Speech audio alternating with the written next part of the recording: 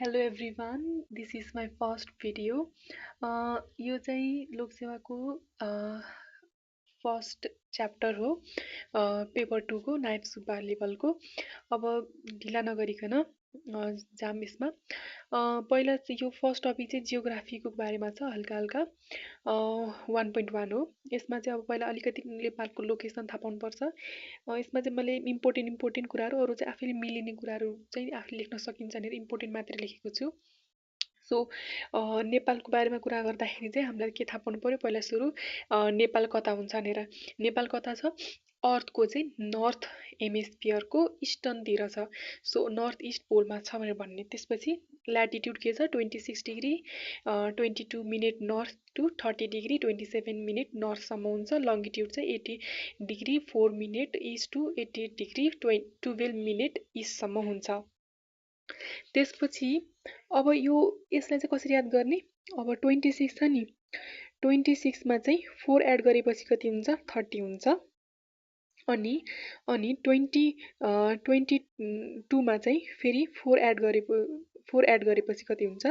27 हुन्छ। त्यसरी चाहिँ ल्याटिट्युड याद हुन्छ। अनि यसमा चाहिँ अनि अर्को लङ्गिट्युडमा चाहिँ 80 मा 8 एड गरेपछि 88, अनि 4 मा चाहिँ 8 एड गरेपछि 12 हुन्छ। यसरी याद गर्ने। अब त्यसपछि एभरेज लेन्थ भनेको छ इस्ट टु वेस्ट चाहिँ 885 किलोमिटर, अनि नर्थ टु साउथ चाहिँ 193 किलोमिटर हुन्छ। अनि त्यसपछि अब नेपालको चाहिँ बे अफ बेङ्गल चाहिँ कति टाढा छ अरे? 1127 किलोमिटर टाढा छ, त्यो भयो। त्यसपछि अनि नेपाल चाहिँ 5 आवर 45 मिनट यो जिएमटी मतलब ग्रिनविच मिन टाइमको अगाडि छ। अनि त्यसपछि नेपालको टाइम चाहिँ यो गौरीशङ्कर हिमाल छ, त्यो चाहिँ 86 डिग्री 15 मिनट इस्टमा छ। त्यहाँबाट चाहिँ त्योलाई चाहिँ स्ट्यान्डर्ड मानेर अनि टाइम लगेको छ।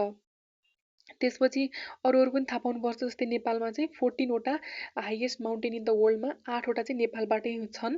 त्यसपछि नेपालमा चाहिँ 5358 वटा लेक्सहरू छन्, 6000 भन्दा बढी रिभरहरू छन्। त्यसपछि नेपाल चाहिँ birth place of Gautam Buddha, अनि नेपाल चाहिँ अनि त्यसपछि ल्यान्ड अफ माउन्ट एभरेस्ट, अनि त्यसपछि कन्ट्री अफ द थर्ड पोल, यस्तो थाहा पाउनु पर्यो। त्यसपछि अब नेपाललाई चाहिँ के गरेको छ? जियोग्राफिकली 3टा डिभिजन छ। एउटा भनेको हिमालयन रिजन, अर्को हिल्ली, अनि अर्को चाहिँ तराई। अब यसमा चाहिँ अलिअलि मात्र इम्पोर्टेन्ट कुराहरू छ। जस्तै हिमालयन रिजन चाहिँ 15% टोटल ल्यान्ड छ। 15% टोटल ल्यान्ड भए पनि यसमा कति छ पपुलेसन? 6.08% मात्र पपुलेसन यहाँ बस्छ। सिमिलरली हिल्ली रिजन कस्तो छ? हिल्ली रिजन चाहिँ 68% टोटल एरिया छ, तर यसमा चाहिँ के गर्छन्? 40.31% मात्र टोटल पपुलेसन छ। त्यसपछि तराईमा चाहिँ 17% ल्यान्ड छ, अनि यसमा चाहिँ मोर देन 50% चाहिँ के छ? 53.61% चाहिँ पपुलेसन छ। त्यसपछि डिस्ट्रिक्ट्सहरूको कुरा छ। सो हिमालयनमा 20 डिस्ट्रिक्ट छ। अनि इस्ट टु वेस्ट जाँदाखेरि चाहिँ ताप्लेजुङ, यो चाहिँ सर्ट फर्ममा लेखेको छु टाउनलाई, ताप्लेजुङ, सङ्खुवासभा, सोलुखुम्बु, अनि त्यसपछि दोलखा, सिन्धुली, रसुवा, मनाङ, मुस्ताङ, डोल्पा, मुगु, हुम्ला, जुम्ला, काली कोट, बाजुरा, बझाङ, अनि दार्चुला, अनि त्यसपछि चाहिँ यो के अरे, यो के हो? धादिङ, अनि त्यसपछि रामेछाप, अनि त्यसपछि रुकुम इस्ट। त्यसपछि यसलाई चाहिँ फेरि डिभाइड भएको छ मेन हिमालयन अनि रिजन, इनर हिमालय रिजन, अनि फ्रन्टायर हिमालयन रिजन। अनि त्यसपछि यहाँ चाहिँ के पाइन्छ? यहाँ चाहिँ ओरहरू धेरै छन्, त्यसपछि मिनरलहरू पनि धेरै छन्। हिल्ली रिजनमा चाहिँ 29 वटा डिस्ट्रिक्ट छन्। 29 वटा डिस्ट्रिक्टमा अब के छन्? इलाम, पाँचथर, तेह्रथुम, धनकुटा, भोजपुर, खोटाङ, ओखलढुङ्गा, काभ्रेपलाञ्चोक, नुवाकोट, तनहुँ, लमजुङ, कास्की, स्याङ्जा, पर्वत, पाल्पा, गुम्ली, अर्घाखाँची, म्याग्दी, बागलुङ, प्युठान, रोल्पा, रुकुम वेस्ट, सल्यान, जाजरकोट, दैलेख, अछाम, डोटी, डडेलधुरा, बैतडी। त्यसपछि यसमा के छ? चुरे छ, अनि महाभारत छ, अनि त्यसपछि मिडल्यान्ड भन्ने छ, मतलब मध्यभूमि। त्यसपछि चाहिँ अनि अब अर्कोमा जाऊँ, तराईमा चाहिँ के छ, तराईमा चाहिँ भाबर अनि मेन अनि इनर छ। अनि त्यसपछि 18वटा डिस्ट्रिक्ट छन्। 18वटा डिस्ट्रिक्टमा के छन्,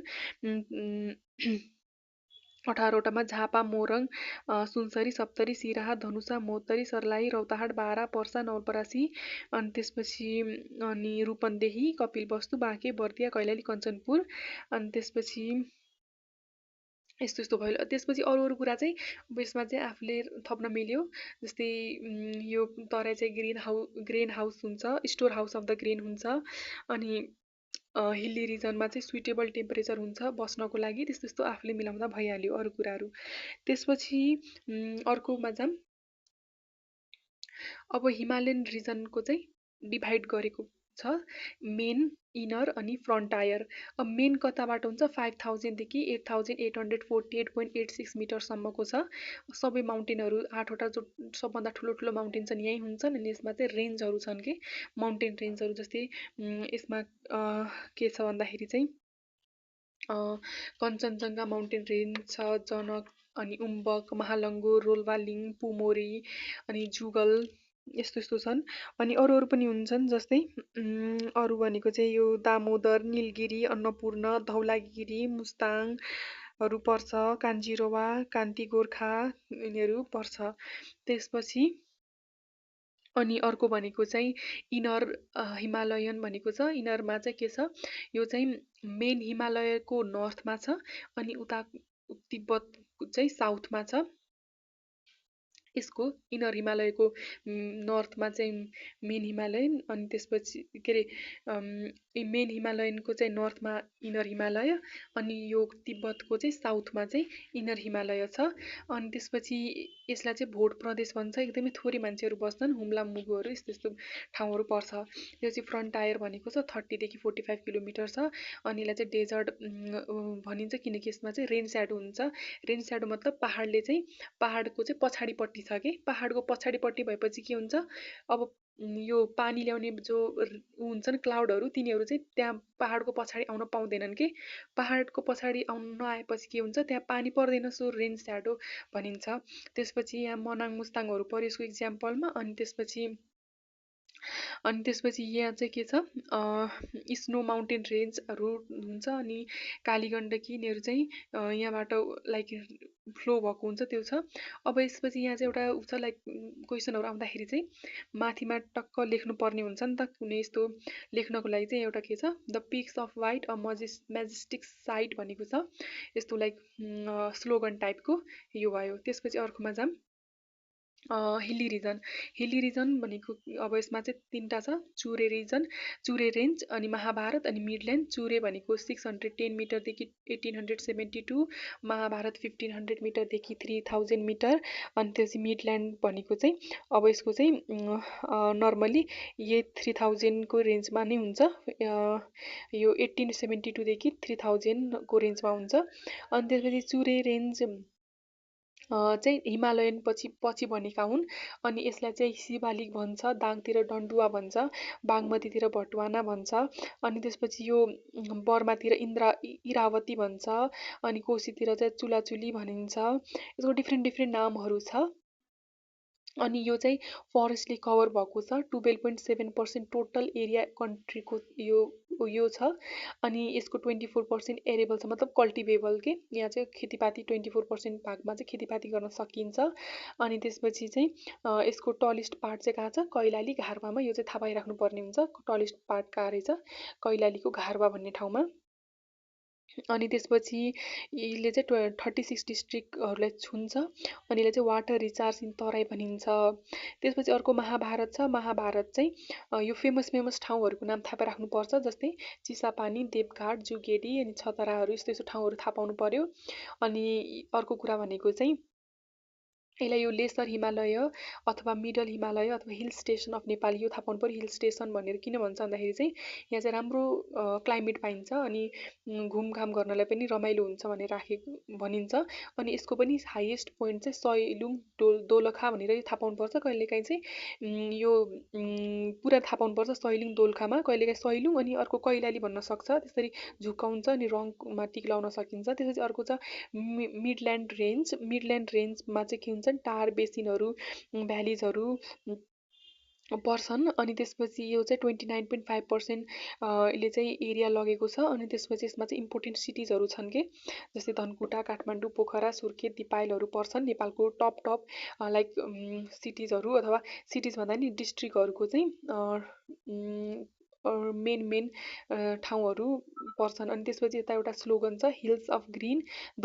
बेस्ट यु हेभ सिन भनेर अब यो भेलीको कुरा हुने बित्तिकै यो राख्न मिल्यो त्यसपछि अर्कोमा जाम तराई रिजनमा चाहिँ फेरि 3टा भाग मेन भापर अनि इनर मेन भनेको 58 to 200 अनि यो चाहिँ एलुभियल सोइल हुन्छ एकदम फर्टाइल हुन्छ यसमा पनि इस्टर्न सेन्ट्रल वेस्टर्न भनेर डिभाइड गरेको छ इन्डस्ट्रीहरू म्याक्सिमम यही हुन्छन् त्यो चाहिँ भापर भनेको चाहिँ 200 देखि 300 यसमा चाहिँ ठुलो रुखहरू हुन्छन् अनि त्यसपछि 4 कोसे झाडी भन्ने यही ठाउँमा हो त्यसपछि इनर तराई चाहिँ 300 देखि 610 सम्म हुन्छ यसलाई चाहिँ दुन भनिन्छ अथवा इनर मधेस भनिन्छ भित्री मधेस भनिन्छ नेपालीमा अनि यो चाहिँ 8.5% टोटल एरिया हुन्छ अनि यसको पनि यो डिभाइड गरेको छ इस्टर्नमा चाहिँ उदयपुर र सिन्धुली अनि मिड इस्टर्नमा चाहिँ यो मकवानपुर चितवन र नवलपरासी अनि वेस्टर्नमा चाहिँ दाङ देउखुरी अनि मिड वेस्टर्नमा चाहिँ सुर्खेत पर्छ अब यसको चाहिँ त्यो स्लोगन जस्तो चाहिँ golden grain on a sunkissed plain भनेर छ त्यसपछि अर्को भनेको चाहिँ tourism potential water resources mineral and agriculture अनि त्यो चाहिँ variety climate and vegetation biodiversity hotspot भनेको छ यी सबै चाहिँ के हुन् सिग्निफिकेन्स अफ नेपाल जियोग्राफी भयो अब राम्रो डिफ्रेन्ट जियोग्राफी भएको कारणले के भयो टुरिज्म बढ्यो वाटर रिसोर्सेस एकदम इनफ छ नेपालमा अनि मिनरलहरू छन् एग्रिकल्चर भइरहेको छ अनि त्यसपछि अब बायोडाइभर्सिटी हटस्पट भनेको चाहिँ डिफ्रेन्ट क्लाइमेट भएको कारणले चाहिँ धेरै अर्गानिजमको चाहिँ भेराइटीहरू पाइन्छ कि त्यही भनेको अब इफेक्ट्स भनेको चाहिँ अब यो जियोग्राफिकल इफेक्ट्समा चाहिँ अब पपुलेसन भेराइ गर्यो हिल्लीमा डिफ्रेन्ट पपुलेसन तराईमा डिफ्रेन्ट पपुलेसन हिमालयमा यहाँ कम्पेरिजन गरेको छ हिल्लीमा 68% हिल्ली भए पनि 40% पपुलेसन छ तराईमा 17% मात्र एरिया भए पनि 54% पपुलेसन छ अनि हिमालयन 15% भए पनि यहाँ 6% मात्र पपुलेसन छ सो यस्तो भेरिएसन आयो अर्को इथनिसिटी शेर्पा गुरुङहरू यिनीहरू हिमालतिर पाइन्छन् राई लिम्बूहरू तिनीहरू अहिले त जहाँ पनि पाए पनि अब मेन तिनीहरूको चाहिँ ओरिजिनेसन चाहिँ डिफ्रेन्ट भयो अनि त्यसपछि अर्को चाहिँ अकुपेसनमा चाहिँ अब डिफ्रेन्ट जस्तै माउन्टेनको ग्रेजिङ टुरिज्महरू पोसिबल हुन्छ किनकि त्यहाँ त्यही नि छ नि त एभाइलेबिलिटी सो अकुपेसनमा पनि डिपेन्ड गर्ने रहेछ इफेक्ट आउने रहेछ अर्को ड्रेस र रिलिजियस बिलिफ पनि हुन्छ जस्तै हिमालतिर चाहिँ के हुन्छ नर्मल्ली बौद्धिज्महरू फलो गरिन्छ अनि तराईतिर हिन्दुइज्म बढी डोमिनेट छ त्यस्तो त्यसपछि अर्को छ जियोग्राफिकल क्यारेक्टरिस्टिक्समा चाहिँ अल्टिट्युड रेन्ज धेरै डिफ्रेन्ट छ एकदम भास्ट चेन्जहरू छ अल्टिट्युड रेन्जमा त्यसपछि तराई हिल माउन्टेन भइहाल्यो हाई अल्टिट्युड लेक्सहरू छन् जस्तै तिलिचोहरू राराहरू अनि त्यसपछि दिपेस्ट क्यान्योन र भ्याली भनेको छ यो कालीगण्डकीलाई चाहिँ वर्ल्ड्स डिपेस्ट भनिन्छ अरुण भ्यालीलाई वर्ल्ड डिपेस्ट भनिन्छ त्यसपछि 5 टाइप्सको क्लाइमेट 5 टाइप्सको भेजिटेसन 5 टाइप्सको सोइल पाइन्छ अब सोइल पनि 5 टाइप्सको छ भने चाहिँ के छ एउटा एलुभियल अनि अर्को स्यान्डी पेबली सोइल अर्को भनेको चाहिँ रेड ग्रे सोइल अनि त्यसपछि अर्को ल्याकुस्ट्रिन